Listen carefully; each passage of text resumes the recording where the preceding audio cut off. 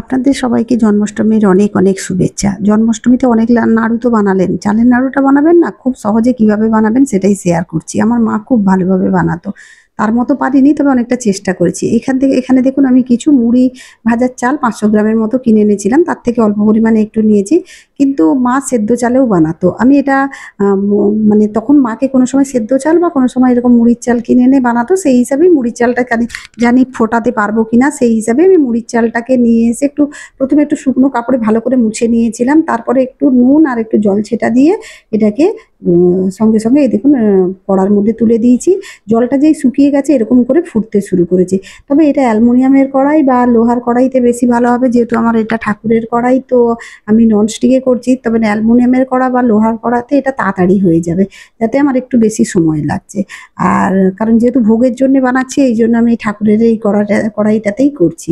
দেখুন কি সুন্দর মুড়ির মতো ফুটতে শুরু করেছে, চাল ভাজার মতো ফুটতে শুরু করেছে। দেখুন এইভাবে গ্যাসের ফ্লেমটা যখন এটা ফুটতে শুরু করবে, গ্যাসের ফ্লেমটা কিন্তু একটু বাড়িয়ে মিডিয়াম হিটে এরকম করে করতে থাকবেন, নাহলে কিন্তু জ্বলেও যাবে। এরকম অনবরত নাড়তে থাকলে পুরো মুড়ির মতো হয়ে যাচ্ছে, চাল ভাজার মতো হয়ে যাচ্ছে। দেখুন কোনোটা কোনোটা খুব ফুলছে, কোনোটা চাল ভাজার মতো হয়ে যাচ্ছে। এইভাবে পুরো চালটা আমি যতটা চাল নিয়ে এসেছিলাম তার থেকে হাফের থেকে একটু কম আমি এখানে বানিয়েছি।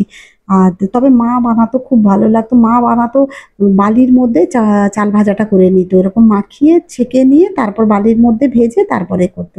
এইভাবে বানিয়ে দেখুন, খেতে খুব ভালো লাগে। আর মা বেশিরভাগ ঘরে ভাজা সেদ্ধ চালেতেই করতো। আর দেখুন এইভাবে পুরো চাল ভাজাটা ভেজে নেব। আজকাল কেউ চালের নাড়ু খুব একটা বানায় না, কিন্তু বানানোর একটু কষ্ট আছে। যখন এটাকে পাকানো হয়, গরম গরম পাকানো হয় তো তিলের নাড়ুর মতো, ওই জন্য সবাই খুব একটা বানাতে চায় না। দেখুন আমার চাল ভাজাটা কিন্তু খুব সুন্দর হয়েছে। এইভাবে বানিয়ে নিলে এমনিও খেতে ভালো লাগবে। আমি দেখুন একেবারে হালকা হালকা মনেই হচ্ছে যে পুরো চাল ভাজাটা হয়ে গেছে। আর সেদ্ধ চালেও হলে খুব ভালো হয়। আমি আগের বছর সেদ্ধ চালে করেছিলাম, দারুণ হয়েছিল। কিন্তু চাল ভাজাটা হয়ে গেছে, আমি নামিয়ে নিলাম। একটুখানি এটাকে ঠান্ডা হতে দেবো। আর যেহেতু মুড়ির চালে করেছি তো ওই জন্য একটু লাল লাল হয়েছে।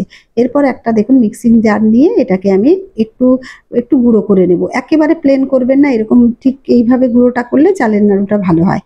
দেখুন আমি দুবারেই আমার হয়ে গেছে, করে নিয়েছি। এবার 100 গ্রামের মতো আমি এখানে গুড় নিয়েছি। এই গুড়টার পরিমাণ একটু বেশি হলেও কোনো ক্ষতি হয় না। এবার একেবারে মিডিয়াম হিটে রেখে এটাকে একেবারে গলিয়ে নেব। আর কোনো কিন্তু ইনগ্রেডিয়েন্টস লাগবে না। এটাকে এবার গলানো, যেমন আমরা পাক দিই তিলের নাড়ুতে, সেইভাবেই এটা, বা মুড়ির অনেক সময় নাড়ু বানিয়ে থাকি তাতে যেভাবে পাক দিই সেই পাকটাই এখানে হবে। দেখুন খুব ভালো করে একে পাকটা নিয়ে নিতে হবে, যাতে এটা নাড়ুটা খুব ভালোভাবে হয়। আর বললাম তো, গুড়ের পরিমাণ যদি একটু বেশি হয় কোনো অসুবিধে হয় না, যে একেবারে মাপ করেই দিতে হবে তার কোনো না। আপনারা যদি একটু বেশিও দিয়ে থাকেন, তবে এরপর কম দিলে আর হবে না। আমি জলের মধ্যে গুড়টা চেক করে নেবো। দেখুন যে আমার গুড়টা ঠিকঠাক পাক হয়েছে কিনা। পাক হলে এরকম ডলা ডলা দেখুন হয়ে যাবে। এটা চেক করে নিলাম। করে নিয়ে এরপরে দেখুন এটাকে ভালো করে একটু নেড়েচেড়ে গ্যাসের ফ্লেমটাকে এবারে কিন্তু একদম স্লো করে চাল ভাজাটা এর মধ্যে, গুঁড়োটা এর মধ্যে মেশাতে থাকবো। যতটা এখানেই আপনি পরিমাণটা বুঝে যাবেন যে কতটা দেবো কি কতটা দেবো না। আর যদি বেশি একটু হয়ে যায় পরে আবার বানিয়ে নেবেন। না হলে গুড়ের পরিমাণটা একটু বেশি থাকলেও এতে কোনো হবে না, ভালোভাবেই আপনি পাকাতে পারবেন। তবে কিন্তু গরম গরম পাকাতে হয়, এটাই এর মধ্যে একটাই এর ফল্ট, যে খুব গরম গরম এটাকে বানাতে হয়। দেখুন এটাকে আর বেশিক্ষণ কিছু নাড়তেও হবে না। এবার একটু জাস্ট থালার মধ্যে ঢেলে একটু ঠান্ডা, একটু জাস্ট, খুব নয়, কিন্তু ঠান্ডা হয়ে গেলে এটা আর পাকানো যাবে না। হাতে প্রচণ্ড গরম লাগছে। আর এইভাবেই আপনাকে, আমি হাতে একটু ঘি লাগিয়ে নিয়েছি, এইভাবেই আপনাকে পাকাতে হবে। নাহলে কিন্তু না, ঠান্ডা হয়ে গেলে কিন্তু আর খুব ভালো নাড়ুটা কিন্তু হয় না।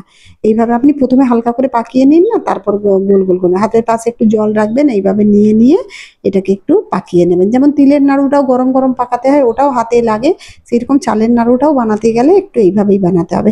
এইভাবে আমি তো বানিয়ে ফেললাম, কেমন হলো জানি না। এরপর এগুলোকে একটু চেপে চেপে গোল করে নেবো। আপনাদের কেমন লাগলো অবশ্যই কমেন্ট করে জানাবেন। যদি ভালো লেগে থাকে একটা লাইক দেবেন।